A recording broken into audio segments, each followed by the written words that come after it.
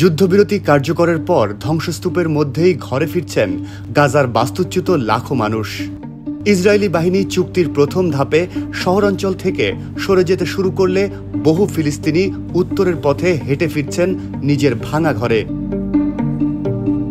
গাজা সিটির শেখ রেদওয়ান এলাকার বাসিন্দা ইসমাইল জায়দা বলেন, তার বাড়ি টিকে থাকলেও আশেপাশের সব ধ্বংসস্তূপে পরিণত হয়েছে। একই এলাকার মাহদি সাকলা জানান, ঘরবাড়ি নেই, কিন্তু যেখানে ছিল সেই জায়গায় ফিরতে পারাটাই তাদের জন্য আনন্দের। দক্ষিণের খান ইউনিস শহর এখন মরুভূমির মতো ধুলো আর ধ্বংসের রাজ্য। সেখানে সাইকেলে ধ্বংসস্তূপ থেকে কাঠ নিয়ে ফিরছিলেন আহমেদ আলব্রিম। তিনি জানান, এখন কোথায় যাবেন জানেন না।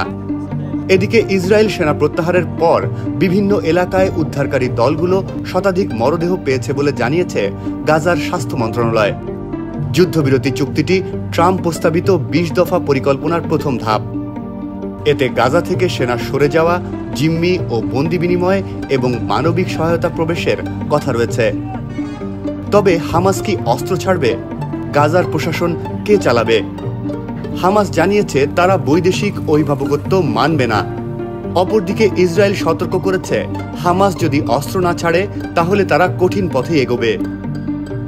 এই চুক্তি টেকসই শান্তির পথে প্রথম ধাপ হতে পারে, তবে রাজনৈতিক সমঝোতা, পুনর্গঠন ও পারস্পরিক আস্থা ছাড়া দীর্ঘমেয়াদী স্থিতিশীলতা অনিশ্চিতই থেকে যাচ্ছে।